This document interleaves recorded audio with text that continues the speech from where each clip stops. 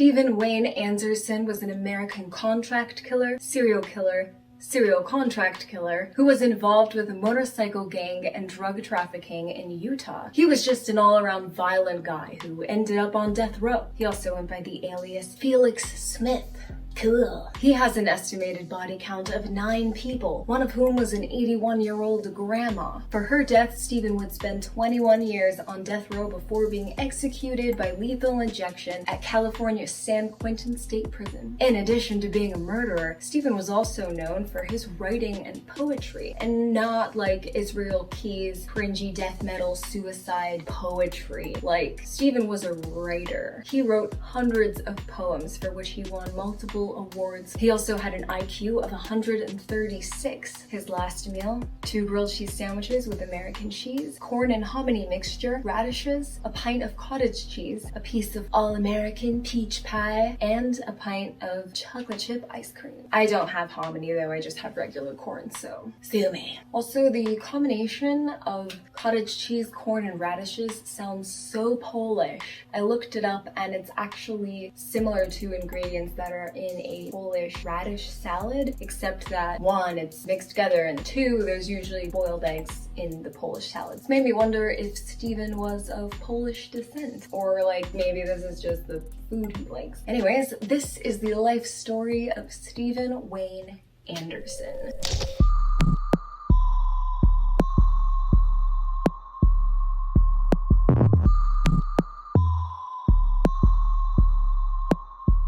Stephen Wayne Anderson was born on the 8th of July, 1953 in St. Louis, but he grew up in New Mexico. He and his younger brother did not have a happy childhood. Both his mother and father were mentally unbalanced, and they were abusive to their 2 sons as well as to each other. His father was an alcoholic with a violent temper, and his mother actually told both of her sons that she dreaded the days they were born. Stephen tried as best he could to protect his younger brother from the beatings and abuse, which happened often because his father liked to beat them when he got drunk, and he was an alcoholic, so he was drunk a lot. When Stephen was 14 years old, he got kicked out of his house, allegedly by his mother, who basically forced him to leave. He didn't have anywhere to go, so he ran into the hills. That sounds like a classic beginning of a horror movie, and it kind of is. He was basically a drifter from that point on and survived by stealing and also sheer luck. But his luck ran out when he was 18 and he was arrested. Stephen was no longer in New Mexico. He had made his way to Utah at this point and was arrested and convicted of aggravated burglary in 1971. He served his time at the Utah State Prison in Draper, Utah, and I'm not exactly sure how long his sentence was, but he got out and almost immediately went right back to prison in March of 1975 for an out-of-state aggravated robbery conviction for 3 counts of aggravated burglary. Another thing, his IQ. It's 136. This guy's smart. I don't know when he took his IQ test, but he took one, probably in prison, probably part of some evaluation. While he was in prison, he got up to some shit. He wasn't trying to do the whole good behavior thing. In August of 1977, he got into an argument in the prison's kitchen area with a fellow inmate named Robert Blundell. He stabbed him to death with a kitchen knife because Robert was suspected of being a snitch. But that's not all. While he was in prison, he also assaulted another inmate and beat the shit out of a correctional officer. Then, on November 24th, 1979, he busted himself out of the Utah State Prison. He just walked out. A classic walk-away escape. This may or may not have been during a brawl, and he may or may not have assaulted that inmate and beat the shit out of the corrections officer during said brawl, and then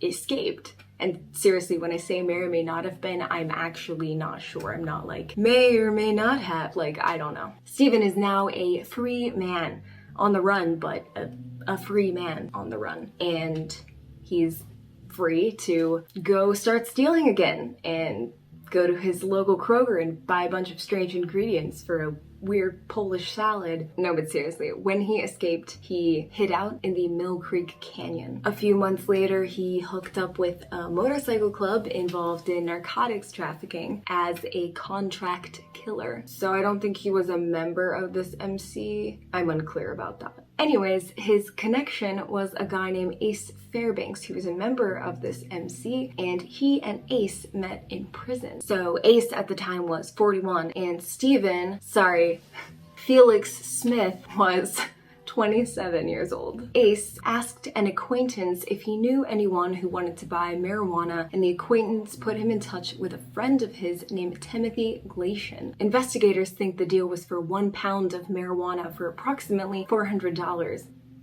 There is no way he bought a pound of marijuana for $400. The amount seems off to me. I think maybe when they said a pound, they meant like a quarter pound. $400 in 1980 has the purchasing power of $1,328 today. So that price lines up more with a quarter pound instead of a pound. February 23rd, 1980. Timothy Glacian.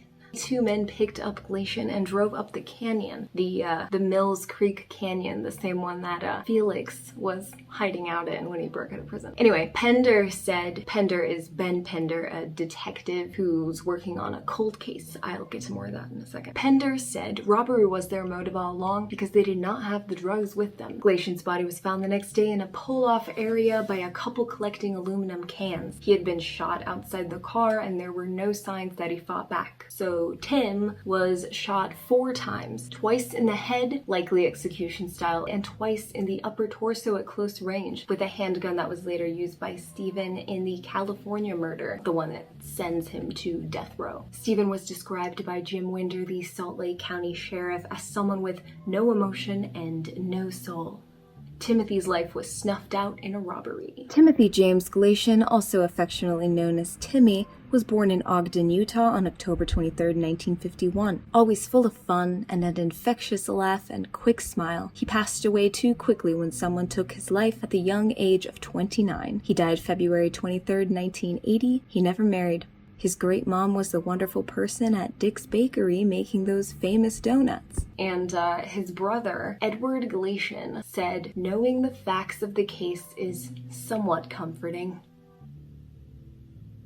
The murder of Timothy would remain a cold case until 2015, until Detective Ben Pender, who was working on this cold case, announced that they had identified the murderers as Stephen and his alleged accomplice, Ace Fairbanks. Investigators say that if Stephen Anderson were still alive, the Salt Lake County District Attorney's Office agreed that it now has enough evidence to charge him with murder. Stephen's buddy Ace had died in 1986 of natural causes, so neither of them were around to stand trial. That's probably why Tim's brother Edward was like, yeah, I mean, it's somewhat comforting. May 26th, 1980. Elizabeth Lyman. 3 months later, Felix Smith has finally left Utah and is in California now. Bloomington, California to be exact, and it is Memorial Day. And Stephen's doing what he always does. He's stealing shit. He needs money and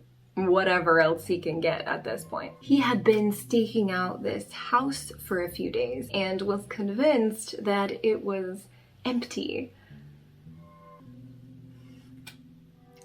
Yeah, about that. It is just after midnight, so now it's Memorial Day.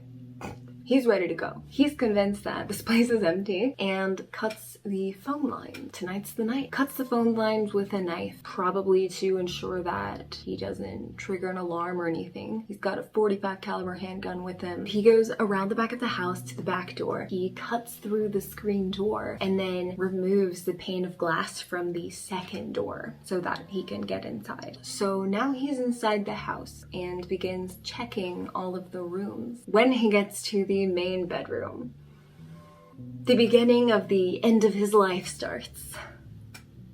Actually, that probably started a long time ago, let's be honest. So it's dark in there. He hasn't turned any lights on in the house. He is rummaging around the room looking for money and whatnot. And all of a sudden, someone sits up in bed and screams. It startles him so badly that he just turns around, points, and shoots wildly into the darkness, as he would later tell police. Anyways, he fired at the bed and ended up shooting an elderly woman in the face. This poor 81-year-old woman. Her name was Elizabeth Lyman, and she lived alone and was a retired piano teacher, which is like the saddest thing. Stephen then covered her body up with a blanket and retrieved the expelled casing from the hollow point bullet that had killed her. Then he ransacked her house and found a whopping $112, which in 1980 had the equivalent in purchasing power to about $371.07 today. After he pockets the cash, now he decides to turn all the lights in the house on and open up the curtains. Then he went into the kitchen and cooked up some noodles and eggs and poured himself a big glass of milk and decided to sit down in front of the TV and watch something while he ate his post-murder food. I wonder what he watched. Most popular TV series in 1980. Top shows in 1980 were Dallas, The Dukes of Hazzard, 60 Minutes, The Cosby Show, MASH, The Love Boat, The Jeffersons, Alice, House Calls, Three's Company, and Little House on the Prairie. Meanwhile, one of the neighbors had heard dogs barking and it woke them up, and they went out to look out their window and be like, what is going on? Why are these dogs barking? God. And because Stephen had opened up the curtains, they saw him walking around in the house. So they got worried and called the cops to tell them that there was a suspicious man walking around their neighbor Liz's house. The police arrived 3 hours later, and Stephen was still there. He could have got away. From some sources I've read, though, it sounded like he intentionally waited for the cops. Like he just sat there and waited for them to show up. He told the cops that he had no intention of killing her and thought she was on vacation. That's why he picked the house. He thought it was empty and he really just was looking for some cash. So he freely confesses and told the cops that he accidentally shot wildly into the dark. Police asked Anderson, who purportedly had an IQ of 136, what his intentions were when he broke into the house, and he replied, "If I couldn't get no money." His intent was to get something to eat and to get out. "I had no intention of shooting nobody." Anderson later told police, "All I seen is a shadow coming at me." During a filmed reenactment of the event, police asked Anderson whether he intended to kill the occupant of the house. He answered, "No, I just reacted out of fear. Saw this figure coming towards me, I didn't know who it was, and I just shot." When a second detective reiterated the question, Anderson again explained, "It just loomed at me. I have bad eyes, and it was just there, and I reacted." Stephen was arrested at 3:47 a.m. and taken to the San Bernardino Sheriff's Substation in Fontana. San Bernardino County Sheriff's Department Homicide Detail detectives Wes Daw and Dennis O'Rourke. Wes Daw and Dennis O'Rourke. Probably the most homicide detective-y names ever. Daw and O'Rourke promptly advised Anderson of his Miranda rights, after which he freely and fully confessed to the burglary of Mrs. Lyman's house and to shooting her. He repeated his confession 3 hours later at Lyman's home during a filmed reenactment of the crime. 2 days later, on May 28th, he was interviewed at 6:55 p.m. by Dr. Robert Flanagan, a psychiatrist employed by the California prison system, to whom he repeated his confession and who found him to be sane, oriented, and sober at the time of the offense, and competent to stand trial. So after Stephen was arrested for murdering Elizabeth, detectives in Utah identified him as a suspect in the murder of Timothy Galatian. So they travel from California to question him, and Stephen admits to the shooting and claims that he was hired by drug traffickers to kill Timothy. Which brings us to contract killings. A real quick note. After Stephen was arrested for murdering Elizabeth, he confessed to at least 6 or 7 contract killings and claims that Timothy was one of them. The identities of his other hits are unknown. The police were like, contract killings. Like they didn't believe him at all. But detectives had described the murder of Timothy as an execution-styled killing. Sounds like a contract type killing to me. Anyways, Stephen later recanted his confession and said that he had some kind of agreement with people who had helped him escape the Utah State Prison, and this agreement was that he had to take the rap for the murder of Timothy. Okay. The weird part about that is he said he had to take the rap for killing Timothy if he ever got caught for another crime. So the deal was, we'll help you escape, but if you ever get caught for another crime, you have to take the rap for killing this Timothy dude. Okay, Felix, so that messes up this timeline a little bit. He agrees to confess to murdering some guy before he murdered him. So what, like some members of the MC that he affiliated himself with in prison were like, dude, yeah, we'll help you get out, but you have to do this, would mean that they had been planning to kill this dude Timothy and like lure him into the Mills Creek Canyon to fucking murder him. That really makes me wonder why. Like, what happened? The way Stephen tells his story is like, oh yeah, Ace asked his friend if he knew anyone who wanted to buy weed, and it just happens to be the guy who he was supposed to say he murdered. Nah, like, this doesn't make sense. I also think that we're dealing with a bunch of unstable people, so who the hell really knows? A San Bernardino County jury convicted Stephen of first-degree felony murder with special circumstances, finding that the murder of Elizabeth Lyman occurred during a burglary. He was also charged with another count of aggravated burglary, which makes 5 in his lifetime. He told the court during his trial, she didn't deserve that. I was very wrong. So yeah, it didn't take long for the jury to sentence him to death. So now begins the process of trying to get off death row in the way that like sends you to life in prison, not to your death. Stephen then requests for a new special circumstances penalty phase on the grounds that the jury had erroneously not been asked, as required by California law, to determine whether the homicide was intentional. Such a finding was necessary at that time before a defendant could be eligible for capital punishment. The California Supreme Court granted his request. Here we go again. In the meantime, Stephen received a couple bad reports. CDC 115's rule violation reports. The first one was for violence while fighting in 1984, and the second one was using force and violence in 1985. He's still not trying to do that good behavior thing. It's not in his possibly Polish blood. Now it's 1986, and he's up to see if that second jury will send him back to death row. I don't actually know if he was on death row during this time while he waited for a second trial, but whatever. He was convicted of murder, just waiting to see if he qualified for capital punishment. So they retry the special circumstances / penalty phase of Stephen's case, with the jury made to decide if he intended to kill Elizabeth. The gun the defendant used did not have a hair trigger and could not be discharged unless it was cocked and the safety catch was off. The defendant fired a single shot at close range directly at the figure he saw in the bedroom. He was not drunk and had no mental disease or deficit.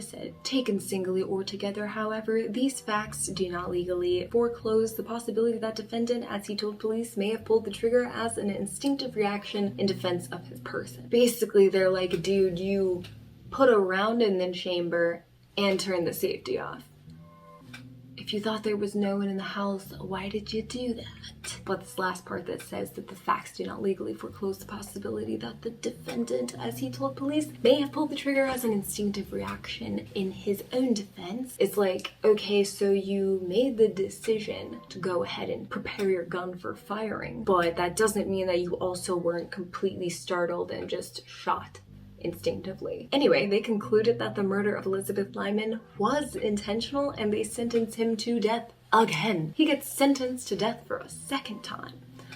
Bummer. So yeah, he is shipped off to death row at San Quentin. The following year, in 1987, Stephen assaulted another inmate. He is on a roll, this guy. He is 34 years old now, and that was the last CDC 115 report that I found that he got. Mostly at this point, he started writing. He filled his days with his intellectual pursuits. He wrote hundreds of poems and some novels and plays. In 1998, he is 45 years old now, he sent a letter to Professor Belgail Chevingly, chair of the prison program of the American Center for Poets, Essayists, and Novelists, or PEN. Stephen started his letter with, "I was passing through California when I shot someone during an $80 bungled burglary and found myself a permanent resident. That residency grows short. My lease is coming due." Professor Bell was very impressed with his letter and his work, and she said, "It struck me as very different to the stereotype of prison writing. It was so powerful, and it bore such a witness to this underground life of our country." I was taken with the degree to which he had come to rest emotionally. At one point, he wrote to me that it was too bad he was only learning the meaning of life just as he was about to lose it. Stephen eventually won 2 PEN Awards, and his writings were featured in an off-Broadway play called Lament from Death Row. He was also included in one of Professor Bell's books, which was like an anthology of prison writing called Doing Time, 25 Years of Prison Writing. In the book's contents, the last section is called Death Row, and Stephen's poem Conversations with the Dead is published there. One thing that's really interesting to me are the different ways that different groups of people described Stephen. The literary community gave him these nicknames like the Bard of Death Row and Poet Laureate of America's Damned. Then on the other hand, you have Unified Police Detective Ben Pender using words to describe Stephen like crazy, no motion, no soul. I found a quote made by Governor Davis, and the statement really touches on what I was just talking about. He said, "There's no dispute that Mr. Anderson, with an IQ of 160, is an extremely intelligent man, but his intelligence, ironically, makes the brutality and indifference of his crimes all the more reprehensible." So it's like, how can this guy be so talented and brilliant, but have done these things? And that seems to be something a lot of people have a hard time coming to terms with. Like, you're either good or you're bad, but people are really complicated. He can have an IQ of 137 and be an incredibly talented writer and also be a murderer on death row.